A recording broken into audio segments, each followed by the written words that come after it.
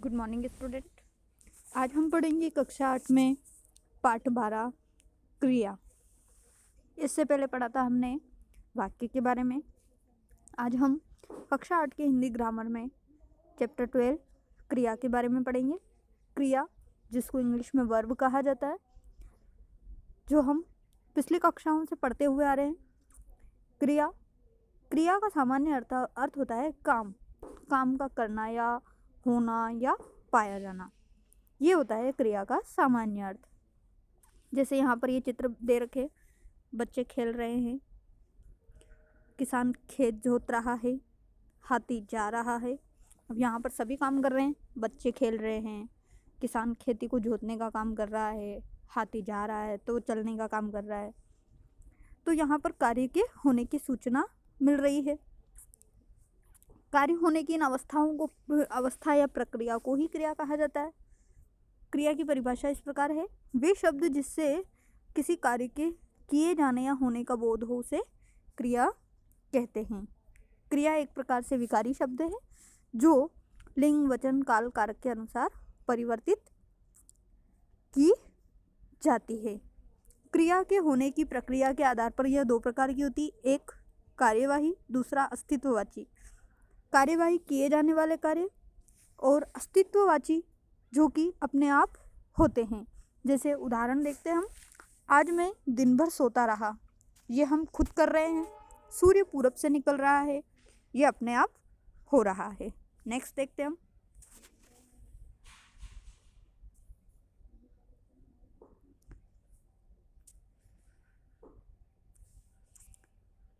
क्रिया के जो मूल रूप होते हैं उसे धातु कहा जाता है। धातु क्या होता है? क्रिया का मूल रूप। जैसे पढ़ना क्रिया है तो इसका मूल रूप पढ़ क्या है? पढ़। क्रिया के धातु रूप में परिवर्तन नहीं होता, परिवर्तन क्रिया के रूप में होता है। जैसे रो क्रिया है तो रोना, मूल धातु रो है तो रोना क्रिया बन गई, फिर रोया, रोता है। इस प्रकार से क्रिया में परिवर्तन होता है, मूल धातु में परिवर्तन नहीं होता है। जैसे लिखना, लिखता है, लिखा। वैसे ही पढ़ना, पढ़ता है, पढ़ती है। हंसना, हंसती है, हंसता है। इस प्रकार से हम धातु के मूल रूप में परिवर्तन नहीं कर सकते, कभी भी क्रिया में परिवर्तन कर सकते हैं। अब धातु के जो भेद होते हैं वो सामान्यतः 4 होते हैं: सामान्य धातु, व्युत्पन्न धातु और नाम धातु,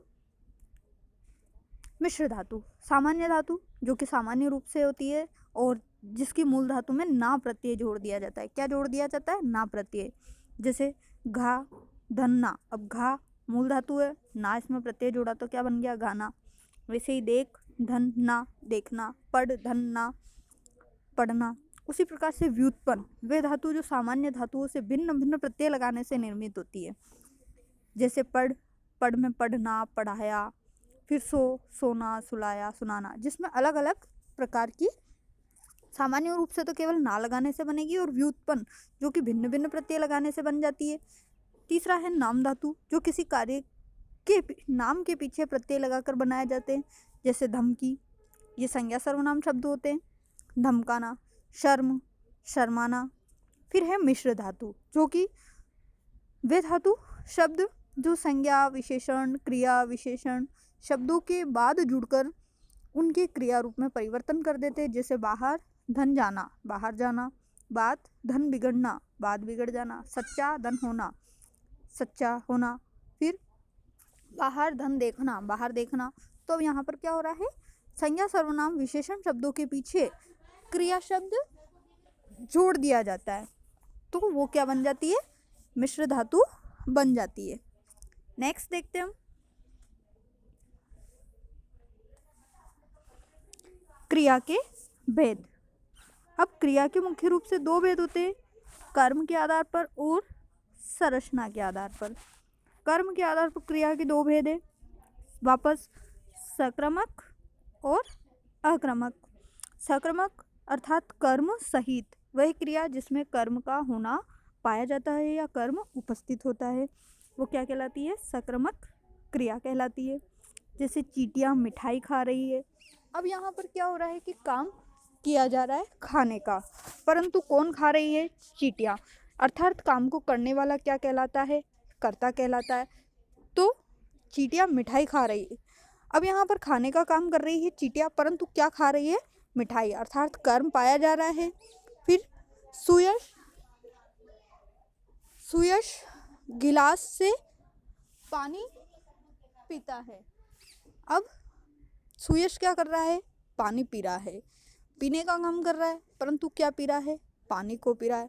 उपरोक्त वाक्यों में क्रिया खाने के साथ मिठाई कर्म उपस्थित है, वैसे ही क्या हो रहा है? यहाँ पर कर्म उपस्थित पाया जा रहा है। वैसे ही दूसरे वाक्य में क्रिया पीने के साथ पानी या गिलास कर्म उपस्थित है, अतः ये सक्रमक क्रिया है।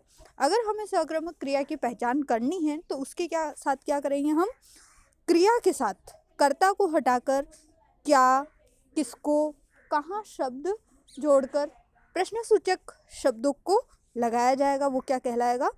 क्रिया सक्रमक क्रिया बन जाएगी। अब कर्म के आधार पर भी वापस सक्रमक के भी दो भेद हैं, एक क्रमक और द्विक्रमक।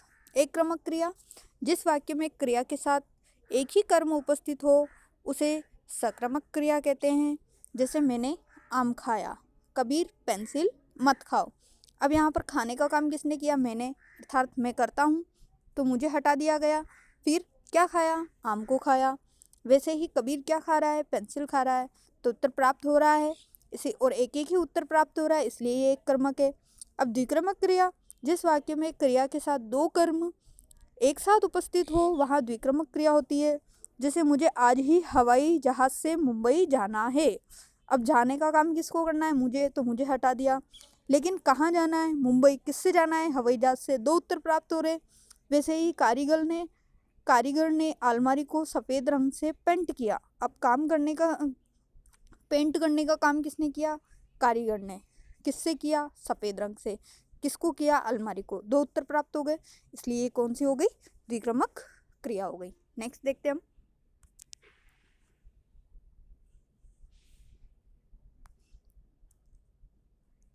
यहाँ प्रत्येक वाक्य में दो दो कर्म उपस्थित है। प्रथम वाक्य में हवाई जहाज तथा मुंबई, दूसरे वाक्य में अलमारी और सफ़ेद रंग। अब देखते हैं हम अक्रमक क्रिया। जिस वाक्य में क्रिया के साथ कर्म उपस्थित न हो, अर्थात कर्म उपस्थित नहीं होता है, इसका मतलब क्या कहलाती है? वो अक्रमक क्रिया कहलाती है। कर्म का उपस्थित नहीं होना ही अक्रमक क्रिया कहलाती है। जैसे रोना,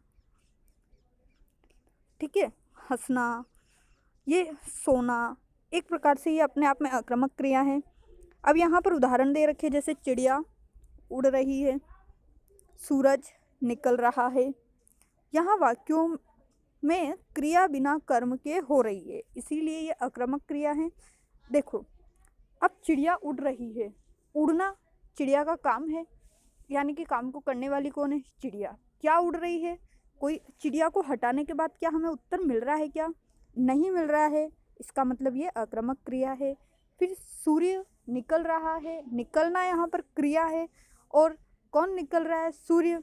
तो सूरज निकलने का काम कर रहा है, अर्थात करता है, इसको हम हटा देंगे तो क्या निकल रहा है? कुछ भी नहीं पता, इसीलिए ये अक्रमक क्रिया है। तो अक्रमक और सक्रमक की पहचान करने के लिए हमें क्रिया के साथ कर्ता को हटाने के बाद क्या, कहाँ और किसको प्रश्नसूचक शब्द जोड़ा जाता है क्रिया के साथ, और उत्तर मिल जाता है तो वो सक्रमक, नहीं मिलता है तो अक्रमक।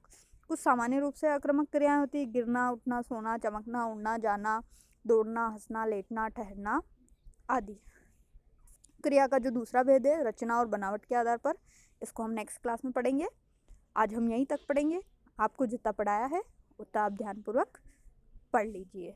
Thank you so much.